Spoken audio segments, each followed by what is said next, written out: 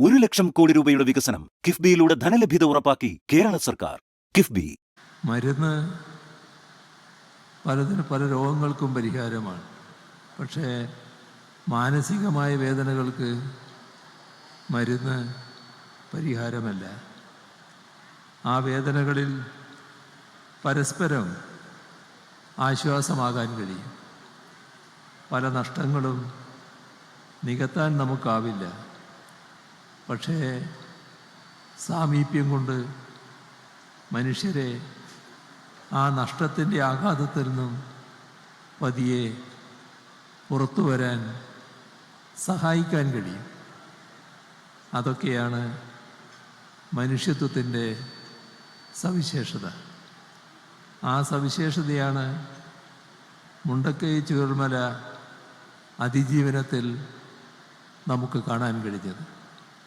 സ്നേഹത്തിൻ്റെ, കാരുണ്യത്തിൻ്റെ, പാരസ്പര്യത്തിൻ്റെ കേരള മാതൃക ഒരിക്കൽ കൂടി ലോകം കണ്ടറിഞ്ഞു. അതായിരുന്നു ഈ അതിജീവനം. ഇവിടെ തടസ്സങ്ങൾ ഏറെയുണ്ടായി. വ്യാജ പ്രചരണങ്ങൾ മുതൽ കേന്ദ്ര സഹായ നിഷേധം വരെ ദുരന്തബാധിതരെ തെറ്റിദ്ധരിപ്പിക്കാനും ചിലർ ശ്രമിച്ചു. കോടതി വ്യവഹാരങ്ങൾ വേറൊരു ഭാഗത്ത് നടന്നു. ദുരിതാശ്വാസ നിധി എല്ലാവരും സഹകരിക്കുന്നതും സഹായിക്കുന്നതും സ്വയമേവ തയ്യാറായി നിക്ഷേപിക്കുന്നതുമൊക്കെ ആയിട്ടുള്ളതാണ്. പക്ഷേ ആ ദുരിതാശ്വാസ നിധിയിലേക്ക് ചില്ലിക്കാശ് നൽകരുത് എന്ന് പറയാനും ആളുണ്ടായി. അങ്ങനെ എത്രയെത്ര പ്രതിലോമകരമായ ഇടപെടലുകൾ. ദുരന്തമുണ്ടായ ആദ്യ ആഴ്ചയിൽ തന്നെ ചിലരതിന് തുടക്കമിട്ടു. നമ്മുടെ നാട്ടിൽ യഥാർത്ഥ കാര്യങ്ങൾ നാട്ടുകാരുടെയും ജനങ്ങളുടെയും മുന്നിൽ എത്തിക്കാൻ ബാധ്യതപ്പെട്ട ആ ധർമ്മം ഏറ്റെടുക്കേണ്ട മാധ്യമങ്ങൾ പോലും വ്യാജം ചമച്ചുകൊണ്ട് പുനരധിവാസ പദ്ധതിയെ ഒരു തരത്തിൽ ഇല്ലാതാക്കാൻ ശ്രമിക്കുന്ന കാഴ്ചയും നാം കണ്ടു. ഇവിടെ എല്ലാ ഘട്ടത്തിലും ഇപ്പോൾ ലോകത്താകെ ഉണ്ടായ മഹായുദ്ധങ്ങളിൽ പോലും യുദ്ധനീതി എന്ന ഒന്നുണ്ടായിരുന്നു. പക്ഷേ ഇവിടെ നാം കണ്ടത് ഈ പുനരധിവാസ പദ്ധതിക്കെതിരെ ഒരു തരത്തിലുള്ള വൈരനിര്യാതന ബുദ്ധിയോടെയുള്ള ചിലരുടെ ഇടപെടലുകളാണ്. അതിൽ ലോകത്ത് കാണുന്ന യുദ്ധനീതി പോലും കണ്ടില്ല. എത്ര ബൃഹത്തായ പ്രവർത്തനങ്ങളാണ് ഇതിൻ്റെ ഭാഗമായി ഇവിടെ നടന്നത് എന്നത് നാം അനുഭവത്തിലുള്ളതാണ്. എന്നാൽ ഒന്നുകൂടി ഓർക്കേണ്ടതാണ്. ഉരുൾപൊട്ടലുണ്ടായ ഘട്ടം അവരെ ആരെയും കാത്തു നിൽക്കാതെ നാടും നാട്ടുകാരും രക്ഷാപ്രവർത്തനത്തിലേക്ക് ഇറങ്ങുന്ന കാഴ്ച നാം കണ്ടു. അതോടൊപ്പം പോലീസ് മുതൽ സൈന്യത്തെ വരെ ദുരന്തബാധിത പ്രദേശങ്ങളിൽ എത്തിക്കുന്നതിന്, രക്ഷാപ്രവർത്തനങ്ങൾ ഏകോപിപ്പിക്കുന്നതിന് എല്ലാമുള്ള ശ്രമങ്ങൾ നടത്തി. എല്ലാ സേനാ വിഭാഗങ്ങളും എത്തുന്ന നിലയുണ്ടായി. ദുരന്തബാധിതർക്കൊപ്പം നിൽക്കാൻ നമ്മുടെ നാടും ജനങ്ങളും ഒന്നടങ്കം തയ്യാറായി. നമ്മുടെ നാട്ടിൽ നടന്ന രക്ഷാപ്രവർത്തനങ്ങളിൽ ഈ ഐക്യം പ്രകടമായിരുന്നു. വിദ്യാർത്ഥികൾ, യുവജനങ്ങൾ, സന്നദ്ധ പ്രവർത്തകർ, ആംബുലൻസ് ഡ്രൈവർമാർ, ഓഫ് റോഡ് ഡ്രൈവർമാർ, അങ്ങനെ കേരളത്തിൻ്റെ സമസ്ത മേഖലയിലുമുള്ളവർ രക്ഷാപ്രവർത്തനത്തിൽ കൈകോർത്തു. അതിവേഗം ക്യാമ്പുകൾ സജ്ജമായി. ഭക്ഷണവും അവശ്യ സാധനങ്ങളും മാത്രമല്ല, മരുന്നും വൈദ്യസഹായവും, അതോടൊപ്പം ജീവിതം വീണ്ടെടുക്കുന്നതിനുള്ള കൗൺസിലിങ്ങും ഓരോരുത്തർക്കും പ്രത്യേകമായി നൽകുകയുണ്ടായി. അതോടൊപ്പം ഒരു മന്ത്രിസഭാ ഉപസമിതി ഈ കാര്യങ്ങൾക്ക് നേതൃത്വം കൊടുക്കാൻ ഇവിടെ ഉണ്ടായി. മന്ത്രിസഭാ ഉപസമിതിയുടെ ഭാഗമായി മന്ത്രിമാർ ഈ സ്ഥലത്ത് ആദ്യഘട്ടത്തിൽ എല്ലാ ദിവസങ്ങളും ഇവിടെ ക്യാമ്പ് ചെയ്യുന്ന അവസ്ഥ വന്നു.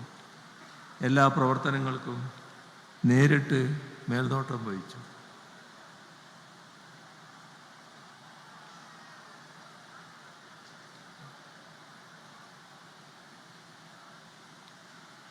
അതിൻ്റെ ഭാഗമായുള്ള വിശദമായ അവലോകന യോഗങ്ങൾ, ആ യോഗങ്ങളിൽ ആവശ്യമായ നിർദ്ദേശങ്ങൾ, അതിലുയർന്നു വരുന്ന നിർദ്ദേശങ്ങൾ കൃത്യമായി നടപ്പിലാക്കൽ, ഇതെല്ലാം ഇതിൻ്റെ ഭാഗമായി നടക്കുകയുണ്ടായി. മരണപ്പെട്ടവരെ സംസ്കരിക്കുന്നതിനും കൃത്യമായ സംവിധാനം ഒരുക്കി. പുത്തുമലയിൽ തന്നെയുള്ള എസ്റ്റേറ്റ് ഭൂമി ദിവസങ്ങൾക്കുള്ളിൽ തന്നെ ഏറ്റെടുത്ത് അവിടെ ശ്മശാനം സജ്ജമാക്കി. ഈ ഏറ്റെടുത്ത ഭൂമിയിൽ സർക്കാരിൻ്റെ ഔദ്യോഗിക ബഹുമതികളോടെ സർവമത പ്രാർത്ഥന നടത്തിയാണ് മൃതദേഹങ്ങളും മൃതദേഹ ഭാഗങ്ങളും സംസ്കരിച്ചത്. ആ ദുരന്തത്തിൻ്റെ ആഴവും വ്യാപ്തിയും വ്യക്തമാക്കുന്ന കണക്കുകളുണ്ട്. അതെല്ലാം വല്ലാത്ത അസുഖകരമായ ഓർമ്മകൾ ഉണർത്തുന്നതുകൊണ്ട് അതിലേക്ക് കടക്കുന്നില്ല. ക്യാമ്പുകളിലേക്കും സഹായപ്രവാഹമുണ്ടായി. ഭക്ഷണം, വസ്ത്രങ്ങൾ, മരുന്നുകൾ, കുഞ്ഞുങ്ങൾക്കുള്ള ഉപകരണങ്ങൾ, ഇങ്ങനെ ഓരോ വ്യക്തിയും അവരാൽ കഴിയുന്ന സഹായങ്ങൾ നൽകി. ക്യാമ്പുകളിലുള്ളവരെ ഇവിടെ പറഞ്ഞതുപോലെ വാടക വീടുകളിലേക്കും താമസിക്കാൻ പറ്റുന്ന സർക്കാർ ക്വാർട്ടേഴ്സുകളിലേക്കും മാറ്റിപ്പാർപ്പിച്ചു. അങ്ങനെ പെട്ടെന്ന് തന്നെ നമ്മുടെ സഹോദരങ്ങളെ ആകെ ക്യാമ്പുകളിൽ നിന്നും സാധാരണ ജീവിത സാഹചര്യങ്ങളിലേക്ക് മാറ്റാൻ നമുക്കായി. ഉപയോഗിക്കാതെ കിടന്ന സർക്കാർ ക്വാർട്ടേഴ്സുകൾ റിപ്പയർ ചെയ്ത് നൽകുന്ന നിലയുണ്ടായി. വാടകയ്ക്ക് പോകാൻ താല്പര്യമുള്ളവർക്ക് സർക്കാർ വാടക നൽകുന്നതിനും സംവിധാനം ഏർപ്പെടുത്തി. ഒരു കുടുംബത്തിന് 6000 രൂപ വീതം അന്നു മുതൽ ഇന്ന് വരെ, ഇവിടെ പറഞ്ഞതുപോലെ ഈ വീടുകളിൽ കയറുന്നതുവരെ, അത് മുഴുവൻ കുടുംബങ്ങൾക്കും നൽകുന്നതാണ്. നൽകി വരുന്നുണ്ട്, നൽകുകയും ചെയ്യും. ഈ ഇനത്തിൽ ഇതുവരെയായി 6 കോടിയിലധികം രൂപയാണ് അനുവദിച്ചത്. ദുരന്തബാധിതർക്ക് ഉപജീവനത്തിനായി ഓരോ മാസവും ആനുകൂല്യം നൽകി. 17,20,00,000 രൂപയാണ് ഈ ഇനത്തിൽ ചെലവഴിച്ചത്. സമാശ്വാസ ധനസഹായമായി 13 കോടി രൂപ, അടിയന്തര ധനസഹായമായി 1,30,00,000 രൂപ, അതെല്ലാം വിതരണം ചെയ്തു. ദുരന്തത്തിൽ രക്ഷിതാക്കൾ നഷ്ടപ്പെട്ടു പോയ 21 കുട്ടികളുണ്ടായിരുന്നു. അവർക്ക് സഹായം നൽകുന്നതിന് 2 കോടി രൂപയാണ് ചെലവഴിച്ചത്.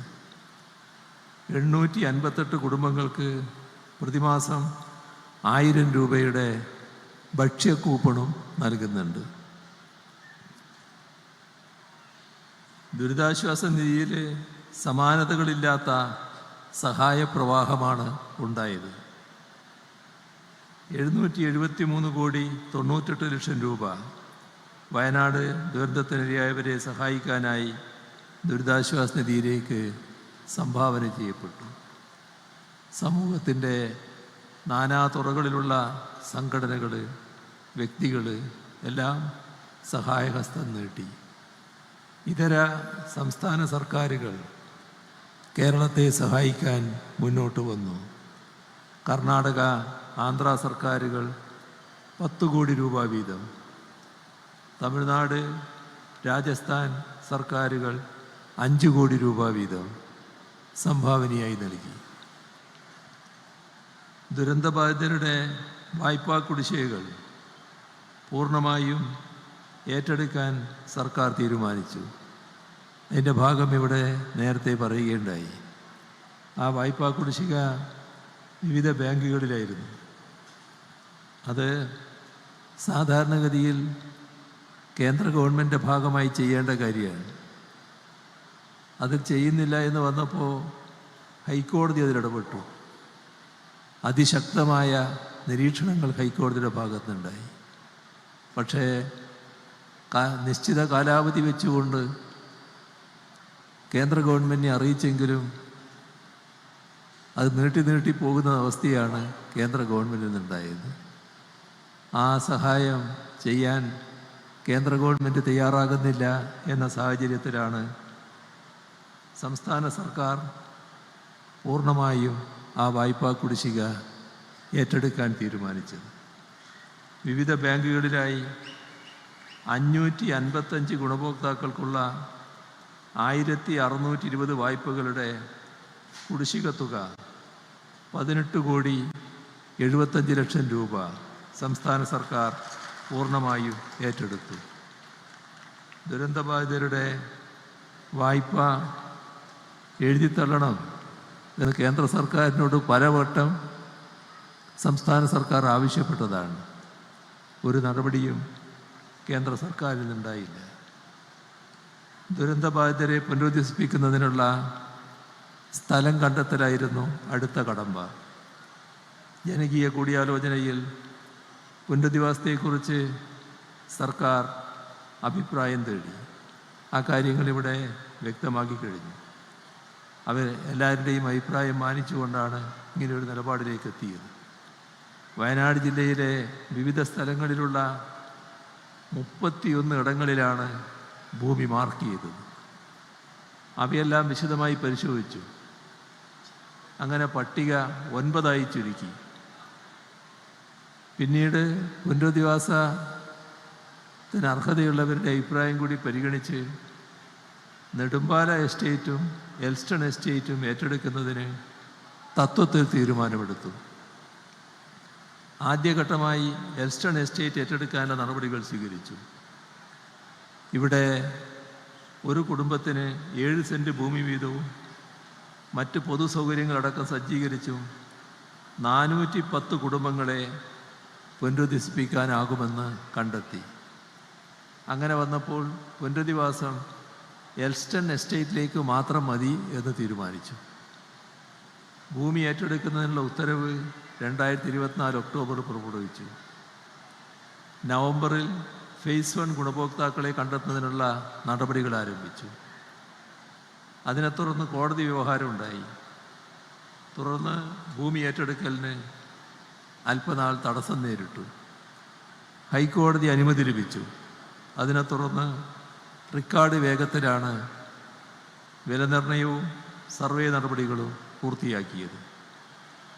2025 ഏപ്രിലിൽ 44,33,00,000 രൂപ കോടതിയിൽ കെട്ടിവെച്ചു.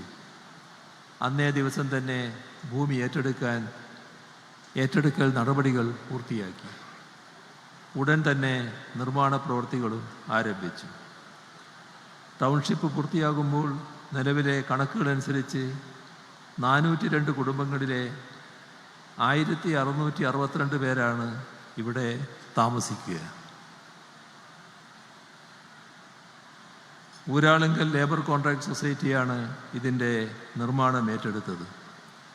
അതിൻ്റെ പേരിൽ ഊരാളുങ്കൽ സൊസൈറ്റിയെ ആക്രമിക്കാൻ തയ്യാറായവരുണ്ട്. ഊരാളുങ്കലിൻ്റെ ചരിത്രവും വളർച്ചയും നമ്മൾ മനസ്സിലാക്കേണ്ട ഒരു കാര്യമാണ്. അത് കൂലി അടിമത്തത്തിൽ നിന്നും തൊഴിലാളികളെ മോചിപ്പിക്കുക എന്ന ലക്ഷ്യത്തോടെ നവോത്ഥാന നായകനായ വാഗ്ബടാനന്ദൻ തുടങ്ങിവെച്ച സ്ഥാപനമാണത്. ആ ഊരാളുങ്കൽ കോൺട്രാക്ട് സൊസൈറ്റി അങ്ങനെയാണ് പടിപടിയായി മുന്നേറിയത് എന്നത് നാം കാണേണ്ടതാണ്. നമ്മുടെ നാട്ടിൽ മഴക്കാലം വേനൽക്കാലം എന്ന വ്യത്യാസമില്ലാതെയാണ് കഴിഞ്ഞ കാലത്ത് മഴയുണ്ടായത്. അപ്പോൾ വേനൽ മഴ ശക്തമായി, തുറന്നു വന്ന കാലവർഷം ശക്തമായി, തുലാവർഷവും നല്ല രീതിയിലുണ്ടായി. ഇതൊക്കെ നിർമ്മാണ പ്രവൃത്തികൾക്ക് വലിയ തടസ്സങ്ങൾ സൃഷ്ടിച്ചു.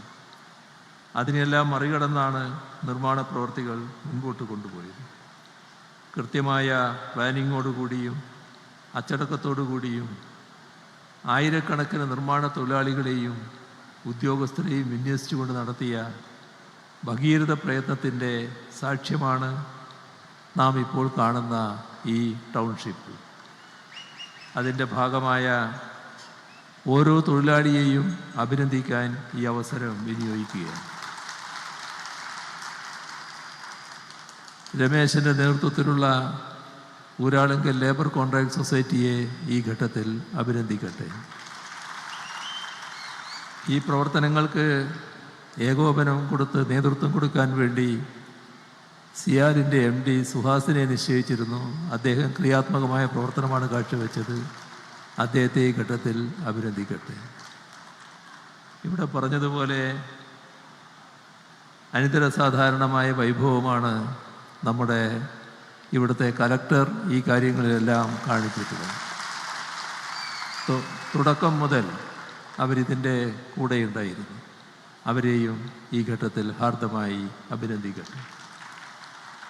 നമ്മുടെ ഉദ്യോഗസ്ഥ വൃന്ദമാകെ പഴയ ചീഫ് സെക്രട്ടറി വേണു ആയാലും ഇപ്പോഴുള്ള ചീഫ് സെക്രട്ടറി ആയാലും ഇവരെല്ലാം നല്ല നിലക്ക് ഇതിന് നേതൃത്വം കൊടുത്തിട്ടുണ്ട്. അവരുടെ കീഴിലുള്ള സംഘം, ഉദ്യോഗസ്ഥ വൃന്ദം മൊത്തത്തിൽ ഇതുമായി ബന്ധപ്പെട്ട് നല്ല നിലക്ക് സഹകരിക്കുകയും പ്രവർത്തിക്കുകയും ചെയ്തിട്ടുണ്ട്. ഇപ്പോഴുള്ള ചീഫ് സെക്രട്ടറി ജയതിലകനെയും ആ ടീമിന് നേതൃത്വം കൊടുത്ത ജയതിലകനെയും ഈ ഘട്ടത്തിൽ ഹാർദമായി അഭിനന്ദിക്കട്ടെ. ഇവിടെ ടൗൺഷിപ്പ് കൊണ്ട് വിഭാവനം ചെയ്തത് നമ്മളിവിടെ താമസിക്കാനുള്ള ആളുകൾക്ക് കുറച്ച് വീടുകൾ നിർമ്മിച്ച് കൊടുക്കുക എന്നുള്ളത് മാത്രമല്ല, അവരെ കൂടുതൽ മെച്ചപ്പെട്ട ഒരാവാസ വ്യവസ്ഥയിലേക്ക് എത്തിക്കുക എന്നത് സർക്കാരിൻ്റെ ലക്ഷ്യമായിരുന്നു. നഷ്ടപ്പെട്ടതിനേക്കാൾ മെച്ചപ്പെട്ടതാക്കുക, അതാണ് ബിൽഡ് ബാക്ക് ബെറ്റർ എന്ന ദുരന്ത നിവാരണത്തിൻ്റെ അടിസ്ഥാന തത്വം. അക്ഷരാർത്ഥത്തിൽ അത് പാലിക്കപ്പെടുന്ന രീതിയിലാണ് ഈ ടൗൺഷിപ്പ് വിഭാവനം ചെയ്തിരിക്കുന്നത്.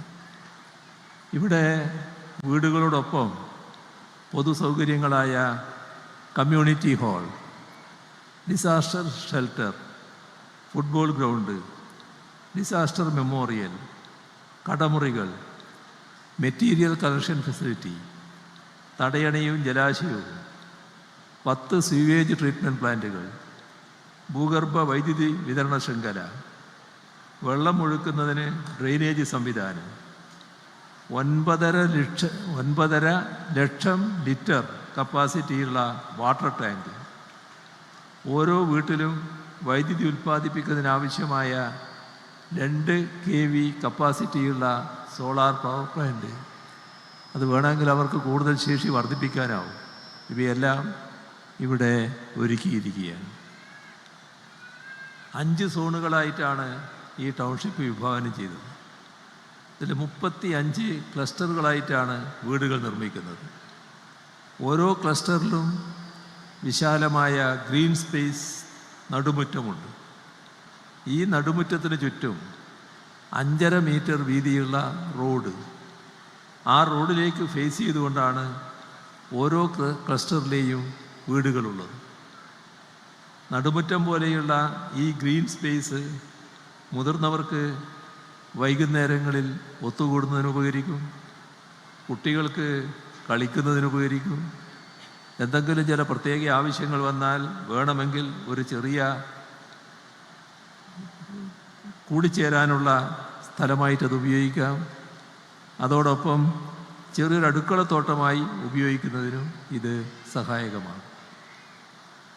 8 മുതൽ 20 വരെ വീടുകൾ ഉൾക്കൊള്ളുന്നതാണ് ഓരോ ക്ലസ്റ്ററും. 7 സെൻറ്റാണ് ഓരോരുത്തരുടെയും വ്യക്തിഗത ഹൗസ് പ്ലോട്ടുകൾ. ഞങ്ങളിപ്പോൾ ആ വീട്ടിൽ കയറി നോക്കി. അപ്പോൾ മുൻഭാഗവും പിൻഭാഗവും അത്യാവശ്യം വേണ്ട സ്ഥലമുണ്ട്. ഈ വ്യക്തിഗത ഹൗസ് പ്ലോട്ടുകളിൽ ഓരോ ഭൂമിക്കും പ്രത്യേകം പട്ടയം നൽകും. വീടുകളും പൊതുനിർമ്മിതികളും പ്രകൃതി ദുരന്തങ്ങളെ അതിജീവിക്കുന്ന രീതിയിലാണ് നിർമ്മിച്ചിട്ടുള്ളത്. അതാണ് ഈ വീടിൻ്റെ ഒരു പ്രത്യേകത. ഓരോ വീടും 90 സെൻറ്റിമീറ്റർ വീതിയുള്ള 9 കോൺക്രീറ്റ് ഭിത്തികളാലാണ് നിർമ്മിച്ചിട്ടുള്ളത്. അതോടൊപ്പം തറനിരപ്പിലും റൂഫ് ലെവലിലും മേൽക്കൂര ലെവലിലും 1.5 അടി ഉയരത്തിൽ ബീമുകൾ, പ്ലിൻ ബീം, റൂഫ് ബീം എല്ലാം സജ്ജീകരിച്ചിട്ടുണ്ട്. ഇത്തരത്തിൽ ഇപ്പോൾ കാണുന്നത് ഒരു നില കെട്ടിടമാണെങ്കിലും അതിൻ്റെ മുകളിൽ ഇനിയും നിർമ്മിതി വേണമെന്ന് ആ വീട്ടിൽ താമസിക്കുന്നവർക്ക് ഭാവിയിൽ തോന്നിയാൽ കൂടുതൽ നിലകൾ നിർമ്മിക്കാൻ ഉതകും തരത്തിലാണ് നിർമ്മാണം നടത്തിയിരിക്കുന്നത്. ഇപ്പോൾ ഉള്ളതിൻ്റെ മേലെ തന്നെ നിർമ്മിക്കാമെന്നർത്ഥം. അതോടൊപ്പം വിപണിയിൽ ലഭ്യമായ ഏറ്റവും മികച്ച നിർമ്മാണ സാമഗ്രികളാണ് നിർമ്മാണത്തിനായി ഉപയോഗിച്ചിട്ടുള്ളത്. നിർമ്മാണത്തിൻ്റെ ഓരോ ഘട്ടത്തിലും ഗുണമേന്മ പൂർണ്ണമായും ഉറപ്പാക്കിയിട്ടുണ്ട്. നിർമ്മാണത്തിന് ഉപയോഗിക്കുന്ന ഓരോ സാധന സാമഗ്രിയും നിർമ്മാണ സ്ഥലത്ത് തന്നെ സജ്ജീകരിച്ചിട്ടുള്ള ലാബിൽ ടെസ്റ്റ് ചെയ്യും. അതിനുശേഷം മാത്രമാണ് ഉപയോഗിച്ചത്.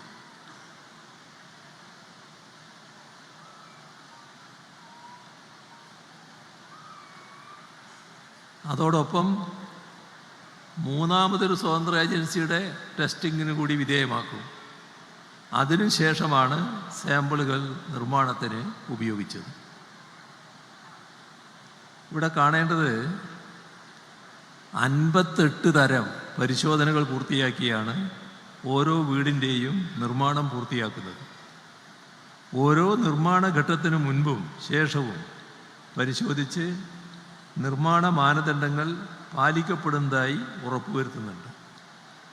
അത് ഉറപ്പുവരുത്തിയ ശേഷം മാത്രമാണ് നിർമ്മാണം അടുത്ത ഘട്ടത്തിലേക്ക് കടക്കുന്നത്. നിർമ്മാണ ഘട്ടത്തിലുള്ള ഓരോ പരിശോധനയും റെക്കോർഡ് ചെയ്ത് സൂക്ഷിക്കുന്നുണ്ട്. ഓരോ പരിശോധനയുടെ വീഡിയോയും അതുപോലെ ഫോട്ടോയും എടുത്ത് സൂക്ഷിക്കുന്നു. ഈ രീതിയിൽ ഒരു തരത്തിലുള്ള പോരായ്മയും ഇല്ലാതെയാണ് നിർമ്മാണത്തിൻ്റെ ഓരോ ഘട്ടവും മുൻപോട്ട് കൊണ്ടുപോയത്. വീടുകൾക്ക് പൂർണ്ണനാശം സംഭവിച്ച വ്യക്തികൾക്കുള്ള വീടുകളാണ് ആദ്യഘട്ടമായി വിതരണം ചെയ്യുന്നത്. ദുരിതബാധിതർക്ക് സർക്കാർ 2 ഓപ്ഷനുകൾ നൽകിയിരുന്നു. ഒന്നുകിൽ അവർക്ക് സർക്കാർ നൽകുന്ന ടൗൺഷിപ്പിൽ ഒരു വീട് ഓപ്റ്റ് ചെയ്യാം, അല്ലെങ്കിൽ സർക്കാരിൻ്റെ പുനരധിവാസ തുകയായി 15 ലക്ഷം രൂപ സ്വീകരിക്കാം. മഹാഭൂരിപക്ഷം കുടുംബങ്ങളും സർക്കാരിൻ്റെ ടൗൺഷിപ്പിലുള്ള വീട് തന്നെ സ്വീകരിച്ചു എന്നുള്ളത് ഇതിൻ്റെ ഗുണമേന്മയും സ്വീകാര്യതയും വെളിവാക്കുകയാണ്. ദുരന്തത്തിൽ നഷ്ടമുണ്ടായ സംരംഭകർക്കും കച്ചവട സ്ഥാപനങ്ങൾക്കുമുള്ള പുനരുജ്ജീവന പദ്ധതിയും നടപ്പാക്കുകയാണ്. അതും ബന്ധപ്പെട്ടവർക്ക് സ്വീകാര്യമായ നിലയിലാണ്. ഇതോടൊപ്പം KSFEയുടെ ഫണ്ട് ഉപയോഗിച്ച് നിർമ്മിക്കുന്ന കൽപ്പറ്റ ജനറൽ ആശുപത്രിയുടെ അനക്സ് കോംപ്ലക്സും ഇന്ന് നാടിന് ആശുപത്രി അനക്സ് കോംപ്ലക്സിൻ്റെ നിർമ്മാണവും ഇവിടെ ആരംഭിക്കുന്നുണ്ട്. ഈ കൂട്ടത്തിൽ പറയാനുള്ള മറ്റൊരു കാര്യം, കൽപ്പറ്റ ജനറൽ ആശുപത്രി അനുവദിച്ച ക്രിട്ടിക്കൽ കെയർ യൂണിറ്റ് ഉണ്ട്. അതിനുവേണ്ടി 43 കോടി രൂപ സർക്കാർ നേരത്തെ അനുവദിച്ചിട്ടുണ്ട്. പക്ഷെ അവിടെ സ്ഥലമില്ലാത്തതുകൊണ്ട് അത് നിർമ്മിക്കാനായിട്ടില്ല.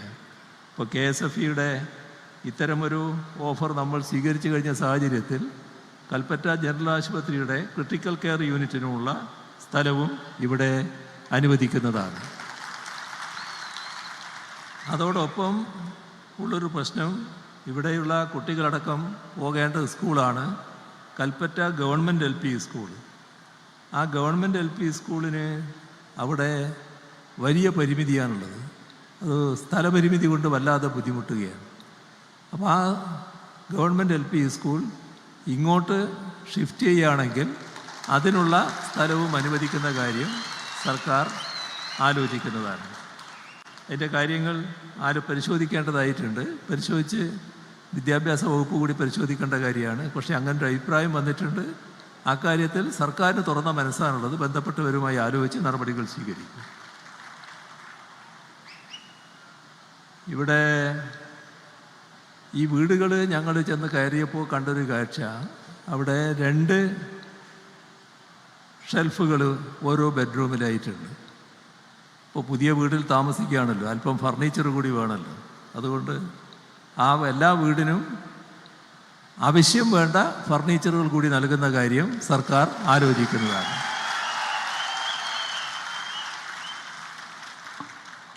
ലോകത്തെവിടെയായാലും ഏത് സമയത്തും 24 വാർത്തകളും ഓഗ്മെന്റഡ് റിയാലിറ്റി പാക്കേജുകളും എക്സ്പ്ലെയിനറുകളും വിശദമായി കാണാൻ ഞങ്ങളുടെ യൂട്യൂബ് ചാനൽ നിങ്ങൾക്ക് സബ്സ്ക്രൈബ് ചെയ്യാം.